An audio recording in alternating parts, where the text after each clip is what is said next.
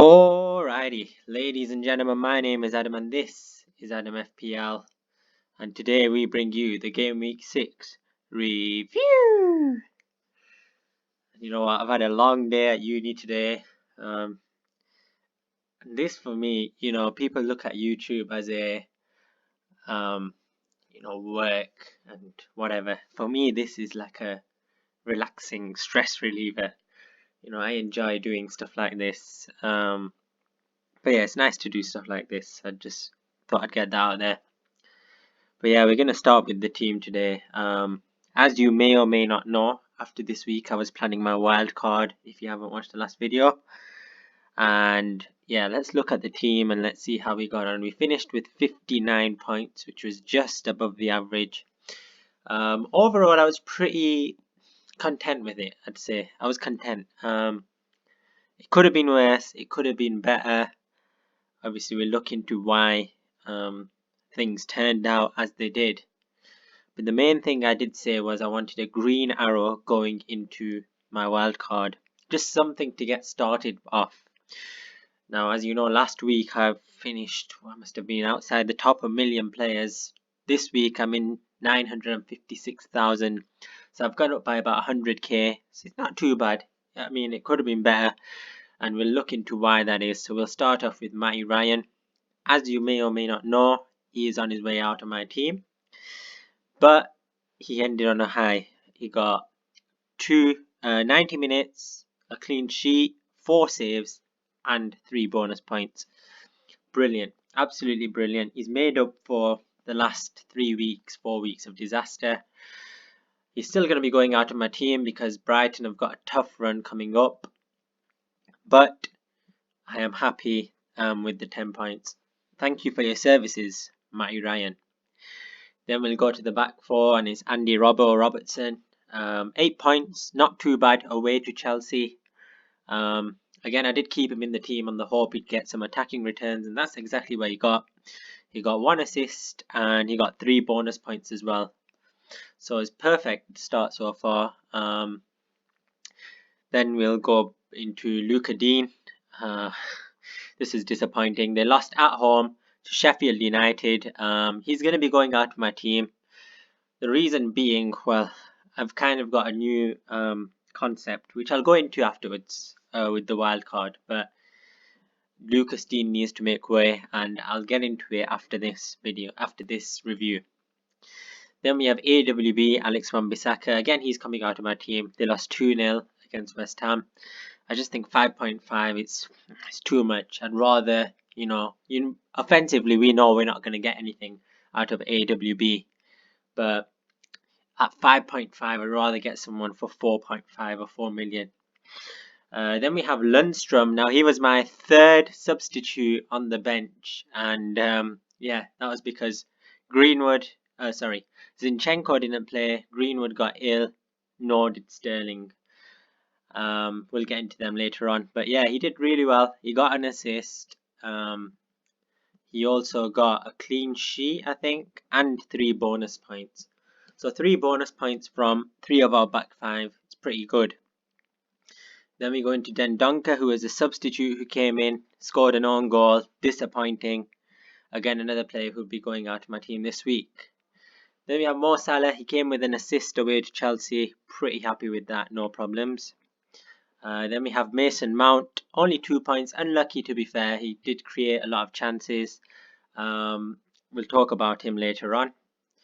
Then we have my vice captain, Nicolas Pepe, who came in, got a penalty and 2 bonus points. So I was pretty content with that. But the problem was I did sacrifice KDB, who went and got 17 points. It would have been 34, so I lost out on 18 points. So I was really disappointed with that. And then on top of that, my captain Sterling did not even play. So yeah, it was just one of those disastrous weeks. I should have taken out Sterling. I made a mistake. Sterling played 90 last week in the Champions League. De Bruyne played 70. That should have told me straight away. But I tried to be clever. I tried to do a like-for-like swap instead of keeping 3 million in the bank. But it would have been better off doing that instead. Then we have Ashley Barnes. Disappointing. Only 2 points. It was his strike partner Woods, who came up with the business. Then we also have Teemu Pukki again, only 2 points, disappointing. He seems to be a more effective player at home than he is away from home, judging by the first 6 fixtures. So again, I hope he's not, a home player, not an away player. I'll give him some more weeks. So Greenwood didn't play, Zinchenko didn't play, he got benched. Nor did Sterling. So that was the disappointment. Taking out De Bruyne for Pepe was criminal. I should have taken out Raheem Sterling. But mistakes happen. We live and we learn. And yeah, now let's look into my wild card for this week coming up. And this is just an early wild card. It will be subject to change, but let's look into it right now. So first of all, there will be a lot of difference in this squad. So first, we'll start off with the existing players who will remain in the team. And those will be, Mason Mount. That's the first one. And the reason being why I've kept Mount is because of his fixtures coming up. I think those are really nice fixtures. And I think, he could be in for some points there. So I'm happy with that. Creates a lot of chances as well. And then the second player is Teemu Pukki, who will also be staying. Again, he's got a decent run coming up. Only Man United at home. And again, I think he'd get points in that game, to be honest. United are playing that bad at the moment. And then also on the bench, Button, not really much to talk about there. And John Lundstrom, whose value has gone up. So for that reason, I am going to keep hold of him. I'll just keep him on my bench, really, as a bit of a bench player. He can come in if needs be. But he's a midfielder as a defender. So you can't go wrong with that at 4.3 million. So yeah, let's go into the team now. So the general consensus, the general rule that I've used here, I've kind of decided to go for a cheaper defense and kind of put the money into the attack per se. My midfield is pretty stacked. My attack is also, to be fair, pretty stacked, and I managed to get the big players in. We'll discuss kind of the way I've gone about it later on, but we'll start with the individual players. So Nick Pope away to Aston Villa. Yeah, this was my plan for a couple of weeks. As much as I don't like Burnley, they're consistent. They get clean sheets. They're Premier League proven. The other choice was Tom Heaton, but I think Villa are decent at keeping out goals, but I just trust Burnley more, as much as I hate to say it. And they've got a decent run as well, so Nick Pope comes into the team. Then as a bit of a punt, maybe not, I don't know if he'll stay in my team or not, but Serge Aurier, 4.9 million. At home to Southampton, away to Brighton, at home to Watford, maybe just for the next 3. But a 4.9 million player playing for a top 6 club. He had a disallowed goal last week, unluckily, against Leicester. He's a bit offensive, to be fair to him. I think he's pretty good. I guess the only concern would be, well, one, he's only got 3 decent fixtures, and then after that, it's 2 tough games. And 2, he could be rotated. Yes, he's the only right back at the club now with Trippier going. But we have seen Pochettino experiment a little bit. So I'm not too sure about him yet. Then we have Sergio Rico. I did put him in before the Southampton game. And he went and got an assist against Southampton. So yeah, at let's see his price. 4.1 million. Can't go wrong with him. They're not going to get many clean sheets, but he is on set pieces, and for a 4.1 million player, can't go wrong with him. And I'm a big fan of him as well, so happy with that. Then I needed one top player from a top team. I did go with Man City in the end. It's kind of between Man City and Liverpool. I wasn't too sure. There was Otamendi, and there was also Joel Matip as well that I was considering. But yeah, I look at the next, maybe after Everton away, Wolves at home, Palace away, Villa at home, Southampton at home. Those are 4 teams who are struggling generally to score goals. And in addition to that, I can just see clean sheets all over those 4 fixtures. Despite, what some may say about City's leaky defence per se.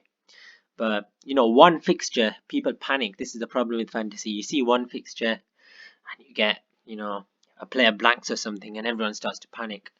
Freak results happen. And maybe defensive mistakes can also happen.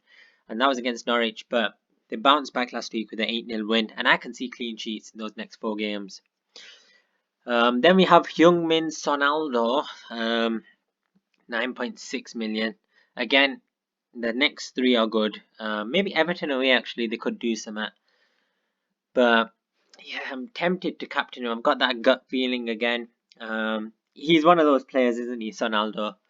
I like to call him Sonaldo, by the way. Please don't take offense to that. But yeah, he's one of those players. He either goes on an incredible run or he just blanks for 6, 7, 8 game weeks or whatever. So I am taking a risk with him, and there's a possibility that he might not start. There's always that risk with Son. We've seen Pochettino bench him so many times, especially in these sort of home games. But I think it's a punt I'm willing to take. Again, another player I'm kind of unsure on at the moment. Then we have De Bruyne. Obviously, I made the criminal mistake in taking him out last week. But yeah, he's a top player, isn't he? He's consistent. I think Pep does have him in his plans to start. I'm hoping he does. But you have to have a City player in there. There's not one City player you'd say is nailed on to start. We can't guarantee that De Bruyne or Aguero will start the next game. He could easily bring in Gabriel Jesus or Bernardo Silva, whoever it may be, instead of those players.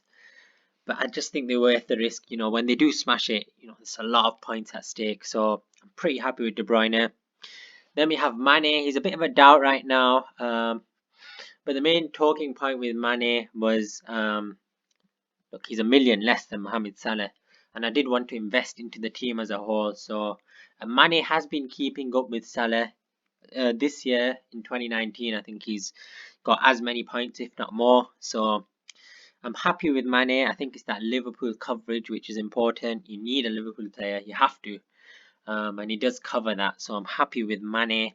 And it allows me to spend the extra money on the rest of the team. Mason Mount we've already discussed. Pookie we've already discussed. Sergio Aguero has come in. I did go too cheap on strikers. You know what? I'll hold my hands up there.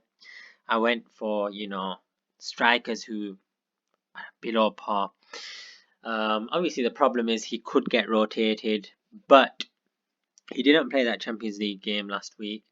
He started on the weekend, and when he does get a hat-trick, he's going to be in for points. But yeah, definitely, you have to have Aguero. I just had to have him. He's so reliable, when he does play, when he does start. I just had to have him and had the money there to put it on him. So he was one of the mainstays and one of the main players I wanted to build my team around.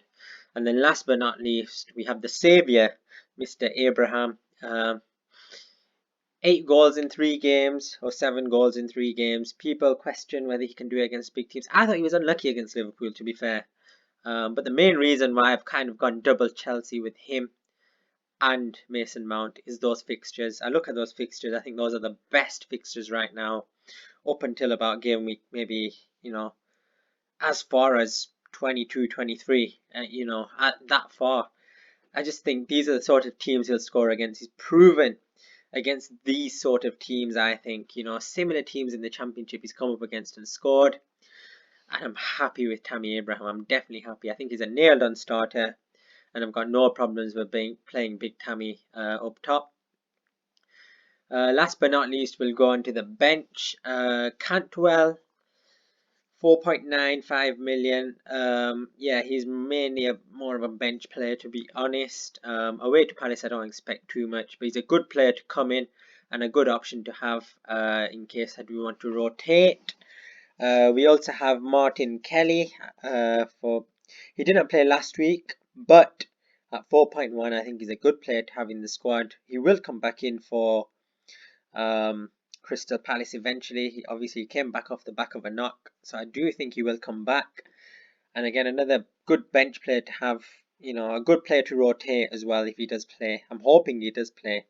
There's still a risk that he might not. And then Lundstrom I've kept, of course, just to keep that team value really. And again, another player who could come in and fill in like he did last week with the 12 points. But yeah, that's the wildcard team. In terms of talking points, maybe the only concern with this draft maybe is that I don't have a Liverpool defender. Alexander Trent, big fan of him, but he's just at such a price right now. I'd have to take that out of the midfield. Maybe what I could do is, well, I'll just show you right now. I could take out Son, who is a player I'm kind of doubts about, and then also take out maybe Aurier or Kelly. Let's say Kelly in this instance. We bring in Alexander Trent. That gives me 6.8 to spend on a midfielder, which is a decent amount to be fair. And yeah, it's 6.8 is just a dodgy price tag, isn't it? There's not one standout midfielder that I could go for. Maybe if I was going to go for a bit of a punt, I'd probably go with someone like Harry Wilson, who I like the look of. They've got decent fixtures, Bournemouth. But yeah, that would be the plan. That's probably the only difference right now. But all in all, I am happy with this team. I've kind of stuck with it. It was an early draft, probably a smart draft as well, considering it was early. So yeah, I'm happy with this team. This has been Adam FPL. Until next time, peace.